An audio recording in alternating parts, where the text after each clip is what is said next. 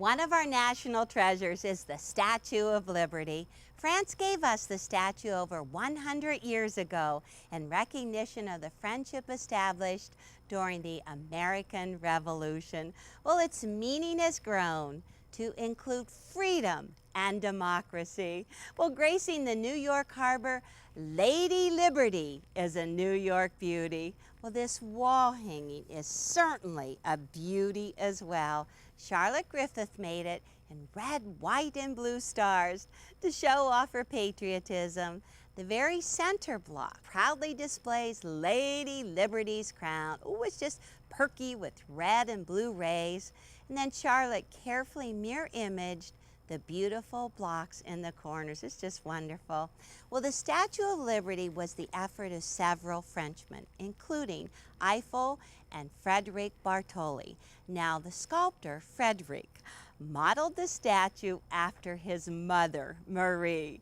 Well, can you imagine? I don't think his mother had a nose 4.5 feet long, a mouth 3 feet wide, and a waist measuring 35 feet around. What a mother, huh?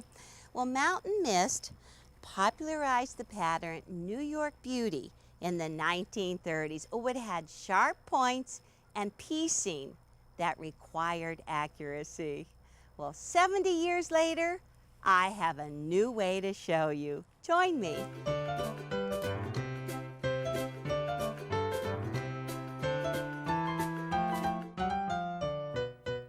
The Statue of Liberty was finished 10 years late. It was finally dedicated in 1886. Well, I called my wall hanging American Beauty because I fussy cut roses and put them in those small quarter circles. Well, it's beautiful in summer fabric, 16 blocks. Now those 16 blocks are stacked. There's quite a few layers in that block. The first layer is the background square. On top of that is the large quarter circle, and then the crown is just layered on top of that. The small quarter circle is the very last piece in the stack. Well, all 16 blocks are set together with lattice and cornerstones, and I love that striped border around the outside edge. Just a perfect finish. Well, we are not doing paper piecing in this. We are going to do it an easy way.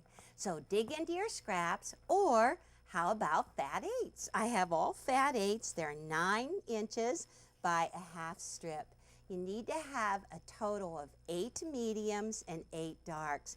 Now, whenever you're selecting your mediums, remember your scale. A large scale, I hear, a small scale, piece that reads solid from a distance. Just get 8 mediums, and then the same with the darks. Remember your scales, remember your values. This almost looks like a medium, but I put it in the dark pile. All different fabrics, beautiful.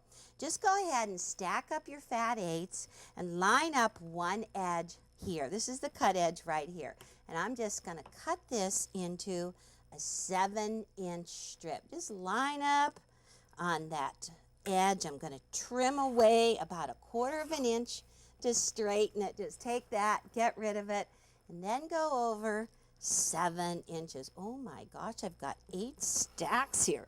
Pretty good. Well, this looks like this could go into something. I'm going to save that. And once you have your 7-inch strips cut, then cut into 7-inch squares. Now I'm using a 9.5-inch square up ruler. Seems to be the most convenient size. You should get 3 7-inch squares the whole way across here. And you know, if you get into it with a salvage, if you have just a little bit of your salvage, don't worry, because you can still use those pieces. All right, just trim all that off, get rid of it. Now, we've got the 7-inch darks already cut, 3 stacks of those.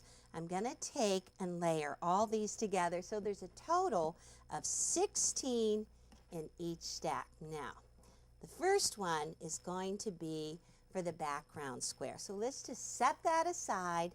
This stack is going to be for the quarter circles, the small quarter circle, and the large quarter circle. And this last stack is for the crown. Perfect. Now, the secret to all of this is lightweight, non-woven, fusible interfacing. We're going to use this to turn under those raw edges. So just take your interfacing, feel it, find the smooth side. The fusible side is underneath. And just take a permanent marking pen, put that small quarter circle in the very corner, trace that, and on that same piece of fusible, line up the corners here and trace around the large quarter circle. That's looking easy. Now the same thing with the crown. You're just going to take that piece 7 inches, and if you put this on point, it really works well whenever you're working with your fabric. So just trace up and down there. Get those lines all marked on.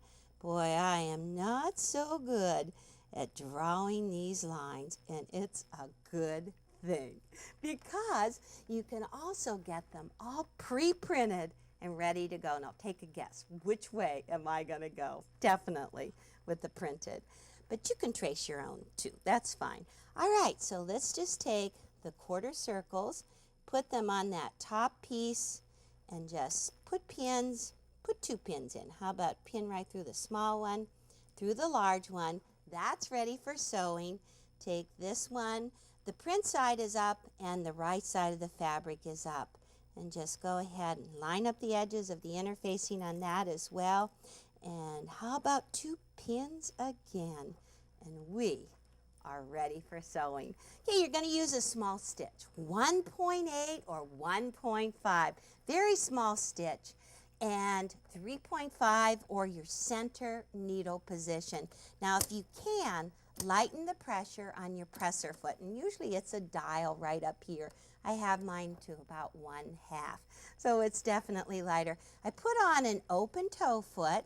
That's the best foot for sewing this right now because you can see the needle just sewing on the line. I mean, how easy is this? These pieces are so easy to do.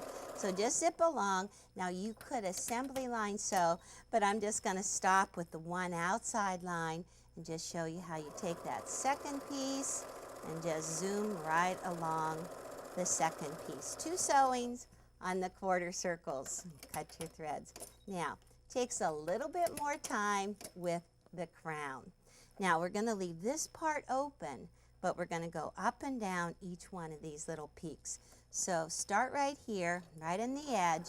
Now so that you have a really crisp point, this is the secret. When you get to the top, just raise your presser foot, pivot, and take 1 stitch right across.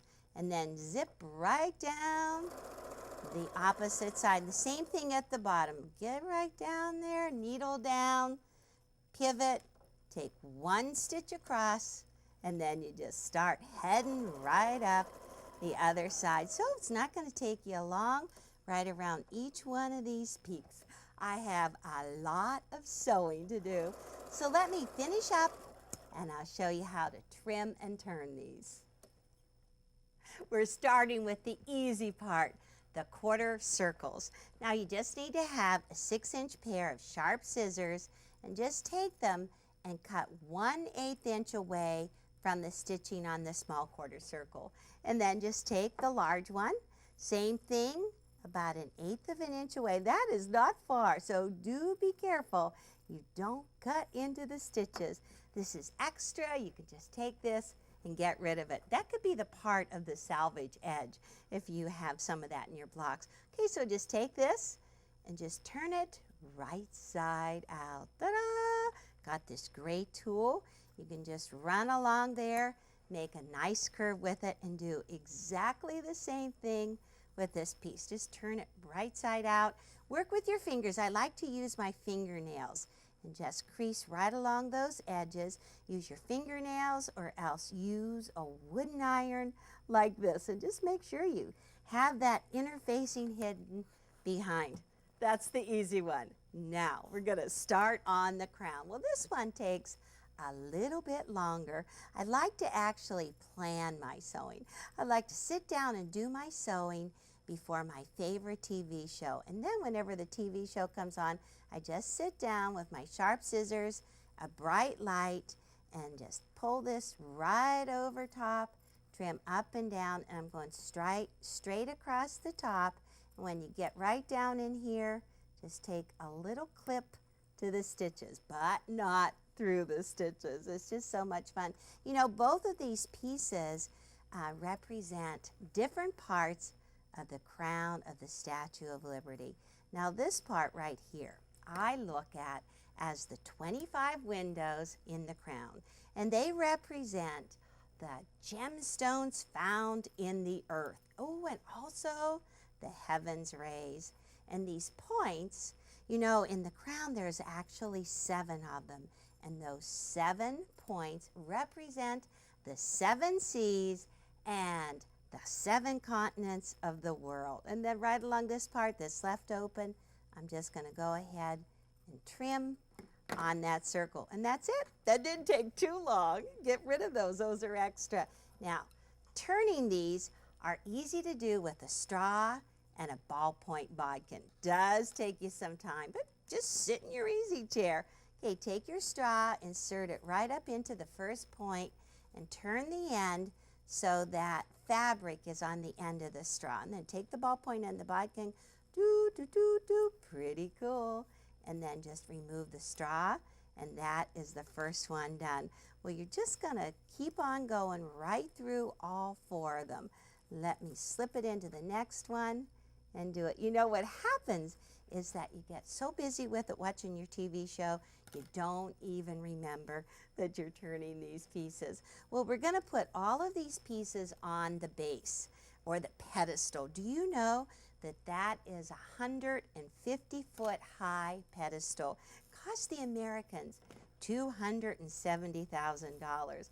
Well, back then, the rich just weren't buying it. They weren't donating. They weren't in on that fundraising. So Joseph Pulitzer got in on it. Remember, Joseph Pulitzer of the Pulitzer Prize. He said, the rich, you know, come on, the rich, get in on this. Do some fundraising. And he said to the middle class people, don't expect the rich to pay for everything. So they were able to raise the money, and that was finished at the same time. That's looking good. Okay, now, there's a couple of tools that you could use to make these very crisp. You can go ahead and take this and just very carefully push up in there and push it out so it's as crisp as you can get. That's looking good. Or I love to take a stiletto, and once it's turned, you just take the tip of the stiletto and put it right into the point and just pick it out. Oh, be patient, and you will get those as perky as you can. Now, I know sometimes you slip and you go, oh my gosh, I pulled the fabric right out. Well, I have one that I wanted to show you. It needs a little bit of repair work. If you can see right here, the fabric was actually picked out. I didn't do it. Well, come on, Teresa did it. But see that fabric sticking out right there?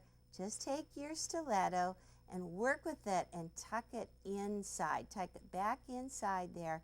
And then once you get that tucked in, you can even put a drop of glue in now. And just work with it so that it disappears. Oop, there's that glue. And then just tuck in there, and you won't even know you slipped when you turn it. There, see, it's looking much better, much better. All right, I have these pieces turned. Got some over here, always busy. Now, you're gonna start with your background square. Start with lights and darks. Oh, it's best to just go ahead and get these all laid out before you start fusing them down. Okay, I've got a dark square here. So on top of it comes this light quarter circle. And I'm actually going to use the grid underneath on the pressing mat because you set it in 1 inch from both edges. 1 inch, that's looking good. All right, get that all lined up and just take your steam, fuse it down. And I have another one that I started here. I have a light background and I put a dark on it. So let me pull off these pieces and just fuse that in place. And then just keep on working. You've got this one going. How about the crown next? And you want to place the crown so that you put the tips right up here, like so. Tips across there, and you want to have that 1/4 of an inch in, and then you can just fuse it down. That's a lot of steam. And then the quarter circle comes next, and you always want to use contrast, and just put it like that. Steam it down. That's one block we've got going. How about let's just finish this one. This has got the dark quarter circle. Go to a light crown.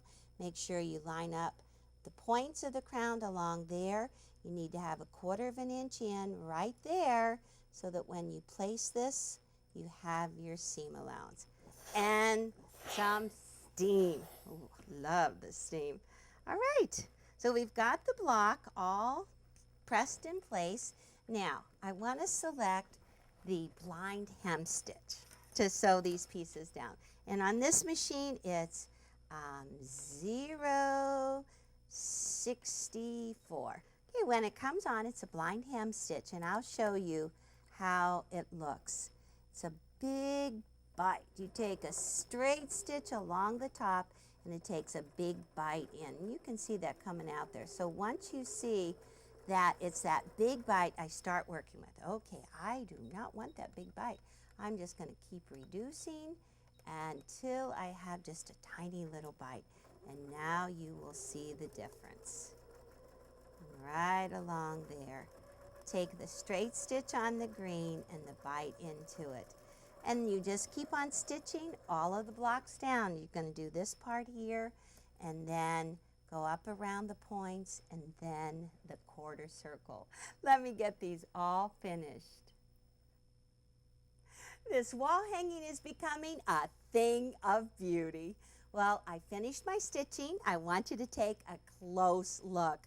I was showing you the blind hem stitch, and I did it in red. Now the stitches go along the background and then take that narrow bite in. Well, I worked hard to get that narrow bite. You can see that stitching, but right along here on the crown, I used invisible thread. Oh my gosh, you can't even see it. Now there was a little interfacing sticking out, and so I just used my stiletto, rolled under the interfacing, and then stitched right over it. Well, that crown looks great. And then along here, I tested the neutral thread. So you can do whatever you want. You can do a contrasting, a matching like this one, or invisible thread. Well, there's some extra stuff hanging out. We gotta get rid of it. So I'm just gonna take my, my 9.5 inch square up ruler, line that up with the edges that are already there. Actually, it shrunk about 1/8 of an inch with the stitching, but that doesn't matter. We'll just trim that off, and it's looking good. Now, this is important. You want to have that 1/4 inch seam allowance right there and also right here, so that when you sew the blocks together, you don't cut off those crowns. If you would like to do some fussy cut roses, ooh, it makes it very special. This is a great piece of fabric for the quarter circles. Now, I placed the interfacing on the fabric so that you have that fussy cut rose centered right underneath the quarter circle, and then I centered the bows underneath. And whenever that's all stitched and turned, then this is what the fussy cut looks like. Very cute. Well, I have another piece of fabric too, this one. Now the stripe is the stripe that I used in the quilt. And so there's extra roses in the other stripes. So you can just go ahead and cut out a quarter circle, a small quarter circle, place it right on there, just stitch on the line and cut all around it. And then whenever that's turned, that's what that looks like. Oh, and I think it would look really cute with a whole fussy cut center. Just beautiful. Well, all the blocks are done. They're ready to go. So start in the very center. This is the important part, getting them spaced so that the fabrics aren't beside each other. But I put 4 that I liked right in the very center in a circle, and then the corners have 3 that turn around like this. Well, in between, I put 1.5 inch by 7 inch lattice and 1.5 inch cornerstones. That's so that when I sew my blocks together, I don't have to absolutely line up those seams. It works really well. Well, you do vertical rows, just sew top to bottom on all of these pieces I have laying out. And then for the very last step, you take 1.5-inch strips and place them on 2 sides, trim them to match the top, and then put another 1.5-inch strip on both sides. And that's it. You'll have a great looking quilt. And I have some great looking quilts from my students. The Statue of Liberty has become a symbol of universal hope and freedom to immigrants coming to America. Well, I know it was a joyous day when my father and his family first spotted the statue in the New York harbor. They must have felt gladness in their hearts. Well, this quilt brings gladness as well. Sue Bouchard made it. It's very lively and reds, greens, and tan. It's just wonderful. And she threw in some stripe and check just for fun. The corners are so cute. She just rounded them off. And then Sue's signature pieced backing completes the joy. It's just wonderful, so bright. Well, Betty Rodeback made a wall hanging that also makes your heart sing in bright and beautiful batiks. Well, Betty really enjoyed working with batiks because they are tougher than regular cotton, and she found she could really pick at these points, and they are very perky, aren't they? It's just wonderful. Well, I know my father had to learn to read English. I'm actually named after the little girl that taught him to read. And I'm sure many other immigrants seeking freedom also had to learn to read. Well, Marilyn Belt cut out fabric printed with our favorite storybook, Dick and Jane. Well, she made 8 story blocks and 8 American Beauty blocks. You know, that is a great way to stretch the blocks. Well, the little ribbons represent awards. My own father went on to become valedictorian of his class. That's pretty good for coming and not knowing how to read. Well, Chris Levine's wall hanging looks very regal with rich purples and blues. She even used pieces of gold lame in her blocks. It just sparkles. Well, Chris learned from experience to use a very fine pointed stiletto so she could get sharp points on her crowns, and she did. Well, Amy Potter quilted it with gold thread. She stitched in some stars, some firecrackers, and banners in the border to add to the patriotic theme. Well, President Grover Cleveland accepted the Statue of Liberty for the United States on October 28, 1886. Well, Elizabeth Pfeiffer designed Fall Splendor, creating the feeling of that monumental month.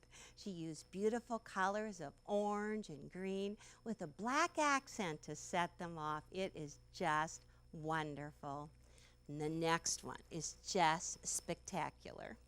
Well, Jill Jeers and Mackie named their quilt Liberty Garden, and they spaced out the New York Beauty blocks with appliqued flowers and solid squares. It is just wonderful. You know, it's an original design, so I hope it inspires you to design a patriotic quilt as well. Well, as Grover Cleveland accepted the statue, he said, "We will not forget that Liberty has here made her home." So enjoy your quilting.